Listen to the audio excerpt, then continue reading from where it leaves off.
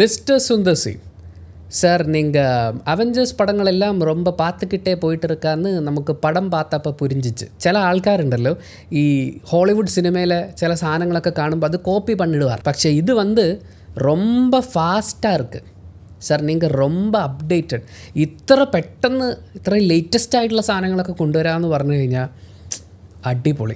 ആദ്യമേ തന്നെ പറയാനുള്ളത്, ഈ സിനിമയെക്കുറിച്ച് സംസാരിക്കുമ്പോൾ ഇതിൻ്റെ അകത്ത് സ്പോയിലർ ഉണ്ടാവും. സ്പോയിലർ ഇല്ലാതെ ഈ സിനിമയെക്കുറിച്ച് സംസാരിക്കാനാണെങ്കിൽ ഇത്രേ ഉള്ളൂ. നമുക്ക് വിത്ത് സ്പോയിലറാണ് സംസാരിക്കാനുള്ളത്. അഥവാ ഈ സിനിമയ്ക്കെങ്ങാനും നിങ്ങൾ പോകാൻ സാധ്യതയുണ്ടെങ്കിൽ ഈ വീഡിയോ ഇവിടെ വെച്ചിട്ട് അവസാനിപ്പിക്കുക. കണ്ടതിന് ശേഷം വന്ന് നമുക്ക് ഈ വിശേഷങ്ങൾ കേൾക്കാവുന്നതാണ്. നമ്മുടെ ഈ സിനിമ അരൺമനെ 4, ഇതിന് മുമ്പ് 3 പാർട്ട് ഉണ്ടായിരുന്നു എന്നുള്ളത് അരൺമനെ 4 എന്ന് പറയുന്ന പേര് കേൾക്കുമ്പോഴേ നമുക്ക് മനസ്സിലാവുമല്ലോ.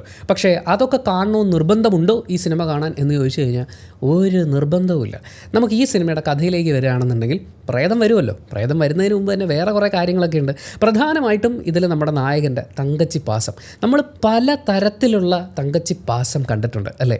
എത്ര തരത്തിലുള്ള പാസമലർ പൂത്ത് വിടർന്നിருக்கு. പക്ഷേ ഈ സിനിമയിലെ തങ്കച്ചി പാസത്തിൻ്റെ ഒരു പ്രത്യേകത എന്ന് പറഞ്ഞു കഴിഞ്ഞാൽ തങ്കച്ചിയുടെ പേര് കേട്ടാൽ തന്നെ പാസം വന്ന് കൊട്ടും. അതായത് നമ്മുടെ നായകൻ പ്രശ്നങ്ങൾക്കൊന്നും പോകാതെ സമാധാനമായിട്ട് ജീവിച്ചു പോവുകയാണ്.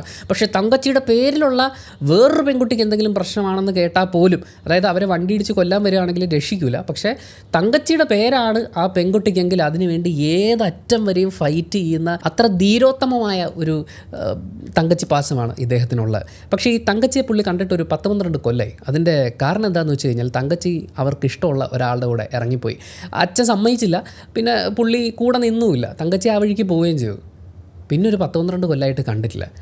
പിന്നെ എന്തരനാണ് അണ്ണാ നിങ്ങൾ തങ്കച്ചി പാസം എന്ന് പറയുന്നത്? എന്തായാലും സുന്ദരണ്ണൻ്റെ ഈ തങ്കച്ചിയായിട്ട് അഭിനയിച്ചിരിക്കുന്നത് തമന്നേച്ചിയാണ്. തമന്നേച്ചിയുടെ ഒരു ലൈഫ് എന്ന് പറയുന്നത്, അവർ കല്യാണമൊക്കെ കഴിച്ച് നമ്മുടെ ഈ സോപ്പിൻ്റെയും വെളിച്ചെണ്ണയുടെ ഒക്കെ പരസ്യത്തിൽ കാണുന്ന ആ ഒരു ഫാമിലി ലൈഫ് ഉണ്ടല്ലോ, 2 കുട്ടികൾ, പിന്നെ ഇവർ ഭാര്യയും ഭർത്താവും, അങ്ങോട്ടും ഇങ്ങോട്ടും ഭയങ്കര സ്നേഹം എന്ന് പറയുന്ന രീതിയിൽ അങ്ങനെ ജീവിച്ചു പോകുന്നു. അപ്പോൾ ഈ പുള്ളിക്കാരിയുടെ ഹസ്ബൻഡ് ഇപ്പോൾ വരിക്കാശ്ശേരി മന പുതുക്കി പണിതുകൊണ്ടിരിക്കുകയാണ്, കംപ്ലീറ്റ് പ്രശ്നമായിട്ട്. അപ്പോൾ അത് പണിയാൻ വേണ്ടിയിട്ടുള്ള കല്ലും കട്ടയൊക്കെ ഇറക്കി വെച്ചിരിക്കുകയാണ്. ഈ വരിക്കാശ്ശേരി മന നിൽക്കുന്നത് ആമസോൺ കാടിൻ്റെ ഉള്ളിലാണ്. കാരണം ഇത്രയും തിക്കായിട്ടുള്ള കാട് ഞാൻ ഇന്ത്യയിൽ എവിടെയെങ്കിലും ഉണ്ടെന്ന് പറഞ്ഞു കേട്ട അറിവ് പോലും ഇല്ല.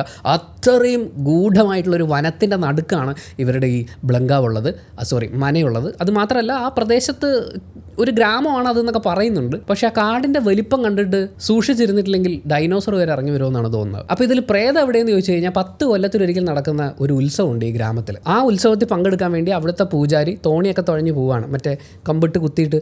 അങ്ങനെ കുത്തുന്ന വഴിക്ക് ബാക്കെന്ന് പറയുന്ന ഒരു ദുർശക്തിയുടെ കുടം പൊട്ടുകയാണ്. പുള്ളീനെ ഇങ്ങനെ ആവാഹിച്ച് വെച്ചിട്ട്. അപ്പോൾ ഈ ദുരാത്മാവ് പുറത്തേക്ക് വന്നു. അതിനെ പൂജാരി ഒരു വിധത്തിലൊക്കെ അടക്കുന്നുണ്ട്. പക്ഷേ ഈ പ്രേതം അല്ലെങ്കിൽ ബാക്ക് വീണ്ടും പുറത്തിയാടുകയാണ്. പക്ഷേ പുറത്തിയാടിയിട്ട് കാര്യമില്ല. കുറച്ച് സമയം പൂജാരി അടച്ചു വെച്ചിരിക്കുകയായിരുന്നില്ല. അപ്പോൾ ശക്തി ക്ഷയിച്ചു പോയി. ആ ശക്തി തിരിച്ചു കിട്ടാൻ 3 കൊല നടത്തണം. വെറുതെ 3 കൊല അങ്ങ് നടത്തിയാൽ പോരാ. ആ അമ്പലത്തിൽ ഉത്സവം നടക്കൂലേ, ആ എക്സാക്റ്റ് ദിവസം എക്സാക്റ്റ് സമയത്ത് ജനിച്ചിട്ടുള്ള 3 പേരെ തന്നെ കൊല്ലണം. കഷ്ടകാലത്തിന് ബാക്കിന് കൊല്ലണ്ട ഒരാളെന്ന് പറയുന്നത് നമ്മുടെ സുന്ദരണ്ണൻ്റെ പെങ്ങടെ കൊച്ചായിപ്പോയി. ഞാനിതൊക്കെ പറയുന്നത് കേൾക്കുമ്പോൾ തോന്നുന്നു സിനിമയുടെ മുഴുവൻ കഥയാണെന്ന്. അല്ല കേട്ടോ, സിനിമയുടെ തുടക്കം മാത്രമേ ആയിട്ടുള്ളൂ. അങ്ങനെ നമ്മുടെ ബാക്കി എല്ലാവരെയും നേരിട്ട് പോയി കൊല്ലും. പക്ഷേ സുന്ദരണ്ണൻ്റെ പെങ്ങടെ കൊച്ചിനെ കൊല്ലാൻ വേണ്ടിയിട്ട് പുള്ളി നേരിട്ട് പടിപടിയായിട്ടാണ് ചെല്ലുന്നത്. അങ്ങനെ സിനിമയുടെ തുടക്കത്തിൽ തന്നെ തമന്നേച്ചിനെ പ്രേതം തട്ടും. പിന്നെ തമന്നേച്ചിയില്ല, തമന്നേച്ചിയുടെ ഗ്യാസ് മാത്രമേ ഉള്ളൂ. പിന്നെ രാശിയുണ്ട്. രാശിക്ക് അങ്ങനെ ഏശാനുള്ള കഥാപാത്രമൊന്നും സിനിമയിലില്ല. പിന്നെ ഈ സിനിമ കണ്ടു കഴിഞ്ഞപ്പോഴാണ് എനിക്ക് മറ്റൊരു യാഥാർത്ഥ്യം മനസ്സിലായത്. നിങ്ങളുടെയൊക്കെ വീട്ടിൽ കൊതുകിനെ തുരത്താനുള്ള ബാറ്റ് ഉണ്ടോ? അങ്ങനെയാണെങ്കിൽ ആ ബാറ്റ് ഇങ്ങനെ ഇടയ്ക്ക് വീശിക്കൊണ്ട് നടക്കണം. ആ ബാറ്റ് കൊണ്ടു കഴിഞ്ഞാൽ ആത്മാവിന് പൊള്ളും, എന്നിട്ട് ആത്മാവ് ചുവന്ന കളറിലാവും. അതൊരു പുതിയ അറിവായിരുന്നു കേട്ടോ. അതിൻ്റെ പുറകിൽ വലിയ സയൻസ് ഒന്നുമില്ല. 2 കൂട്ടരും കുടിക്കുന്നത് ചോര തന്നെയാണല്ലോ. അപ്പോൾ കൊതുക് ബാറ്റിന് അടി കൊണ്ട് കഴിഞ്ഞാൽ ഒന്ന് ചോക്കാം. ശരിക്കും കണ്ടു പോകുമ്പോൾ ഈ സിനിമ ഒരു എക്സ്മെൻ വേഴ്സസ് അവഞ്ചേഴ്സ് ഒക്കെ ആണോ എന്നൊക്കെ തോന്നിപ്പോയി. കാര്യം ഇതിൽ ബാക്കിൻ്റെ ഒരു ശക്തി എന്ന് പറയുന്നത് പുള്ളി വേഷം മാറും എന്നുള്ളതാണ്. മാത്രമല്ല ഈ സിനിമയിൽ ലോക സിനിമയിൽ ഇന്ന് വരെ നമ്മൾ കണ്ടിട്ടില്ലാത്ത അത്ഭുതമായ ഒരു കാര്യം നടക്കുന്നുണ്ട്.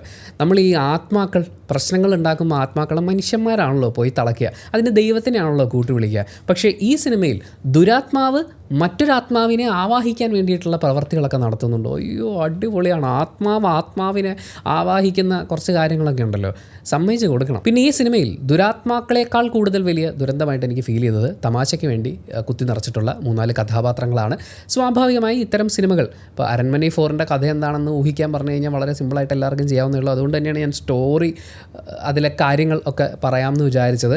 അങ്ങനെ കുറച്ച് ദുരന്ത കോമഡി കഥാപാത്രങ്ങളുണ്ട്, അവരുടെ കുറേ കോമഡി സീക്വൻസുകളുണ്ട്, അസഹനീയമായിരുന്നു. പിന്നെ ഖുശ്ബു ആൻഡ് സിമ്രാൻ അവരുടെ ഒരു സോങ് ഉണ്ട്, ഒരു ഡാൻസ് ഉണ്ട്, ഒരു ഭക്തി ഡാൻസ് സോങ്. പക്ഷേ മൊത്തത്തിൽ ഞാൻ ഏറ്റവും കൂടുതൽ എൻജോയ് ചെയ്ത 2 മൊമെൻറ്റ്സ് ഈ സിനിമയിലുണ്ട്. അതിലൊന്ന് ഇൻ്റർവെൽ പഞ്ച് കഴിഞ്ഞ് സിനിമ ആരംഭിക്കുന്നതിന് തൊട്ട് മുമ്പുള്ള 15 മിനിറ്റാണ്. അതുപോലെ തന്നെ സിനിമയുടെ ക്ലൈമാക്സ് ആണ്. ഇത് അവസാനിക്കുകയാണല്ലോ എന്നുള്ളൊരു തിരിച്ചറിവ് എനിക്ക് വളരെ വലിയൊരു ഹാപ്പിനെസ് തന്നിട്ടുണ്ടായിരുന്നു. പക്ഷേ ഈ സിനിമ എൻജോയ് ചെയ്യാൻ പറ്റാത്ത കുറേ ആളുകൾ തിയേറ്ററിലുണ്ടായിരുന്നു കേട്ടോ. കാരണം എൻ്റെ തൊട്ടടുത്തിരുന്ന ഒരു തമിഴ് സുഹൃത്ത്, അദ്ദേഹം അപ്പുറത്തിരുന്ന അദ്ദേഹത്തിൻ്റെ സുഹൃത്തിനോട് പറഞ്ഞത് ഇതുവരെ സിനിമ തുടങ്ങിയില്ലല്ലോ എന്നുള്ളതാണ്. ശരിയാണ്, ഇങ്ങനെ ഓരോ കാര്യങ്ങളൊക്കെ കാണിച്ച് മുന്നോട്ട് പോകുന്നതല്ലാതെ സിനിമയുടെ യഥാർത്ഥ കഥയിലേക്ക് അങ്ങ് ലോഞ്ച് ആയിട്ടില്ലായിരുന്നു. എന്നാൽ അവൻ അങ്ങനെ പറയാൻ പാടുണ്ടോ? എന്തായാലും ഇതൊരു വലിയ ആശ്വാസമാണ്. കാരണം മലയാള സിനിമ ഇപ്പോൾ കോടികൾ വാരുന്നു നമ്മൾ കേൾക്കുമ്പോൾ അതിലൊരു വലിയ കോൺട്രിബ്യൂഷൻ എന്ന് പറയുന്നത് സൗത്ത് ഇന്ത്യയിലെ മറ്റ് സംസ്ഥാനങ്ങളിൽ നിന്ന് കൂടിയുള്ള വരുമാനമൊക്കെയാണ്. അതിൻ്റെ പ്രധാന കാരണങ്ങളിൽ ഒന്നെന്ന് പറയുന്നത് അവിടെ ഒന്നും കൊള്ളാവുന്ന സിനിമ ഇറങ്ങുന്നില്ല, അല്ലെങ്കിൽ ഇറങ്ങുന്ന സിനിമകളൊന്നും അവിടെ തിയേറ്ററിൽ കാണാൻ ആൾക്കാർ ചെല്ലുന്നില്ല. നമ്മുടെ സിനിമകൾ ബെറ്ററാണ് എന്നുള്ള ഫാക്ടർ അവിടെ നിൽപ്പുണ്ട്. എന്തായാലും ഈ സിനിമ കണ്ടു കഴിഞ്ഞപ്പോൾ എനിക്ക് ഫീൽ ചെയ്യുന്നത് നമ്മുടെ സിനിമകൾക്ക് ഇനിയും അവിടെ സ്ക്രീനുകൾ കിട്ടും. എന്താടാ?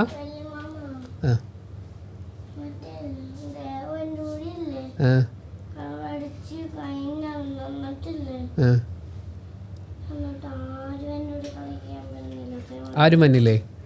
മാമൻ വരാലോ. കുഞ്ഞവിടെ ഇരുന്നോ, ഞാനിപ്പോൾ വരാം. ഇത് ഷൂട്ട് ചെയ്ത് തീർത്തിട്ട് വരാം. അപ്പോൾ നിങ്ങൾക്ക് ഇതുപോലെ ഒരുപാട് ഇമ്പോർട്ടൻ്റ് ആയിട്ടുള്ള കാര്യങ്ങളൊക്കെ ഉണ്ടാവും. അതൊക്കെ മാറ്റി വെച്ചിട്ട് ഈ സിനിമയ്ക്ക് പോകണമെന്ന് ഞാൻ ഒരിക്കലും സജസ്റ്റ് ചെയ്യില്ല. നിങ്ങൾ പക്ഷേ ഈ സിനിമ കണ്ടു കഴിഞ്ഞപ്പോൾ എൻ്റെ ഈ പേഴ്സണൽ ഒപ്പീനിയനോടായിരിക്കില്ല ചേർന്ന് നിൽക്കുന്നുണ്ടാവുക. ചിലപ്പോൾ ഇതൊരു ഗംഭീര സിനിമയായിട്ട് അനുഭവപ്പെട്ടിട്ടുണ്ടാവും. അങ്ങനെയാണെങ്കിൽ അത് കമൻറ്റ് ബോക്സിൽ രേഖപ്പെടുത്തുക. കമൻറ്റ് ബോക്സും കൂടി നോക്കിയിട്ട് സിനിമയ്ക്ക് പോകണോ വേണ്ടോ എന്ന് തീരുമാനിക്കുന്നവർക്ക് അതൊരു വലിയ സഹായമായിരിക്കും. അപ്പോൾ thank you so much. Video ഇഷ്ടപ്പെട്ടാൽ ലൈക്ക് ചെയ്യുക, കമൻറ്റ് ചെയ്യുക, ഷെയർ ചെയ്യുക, സബ്സ്ക്രൈബ് ചെയ്യുന്ന കാര്യം പരിഗണിക്കുക. ഓക്കെ അല്ലേ? High phi.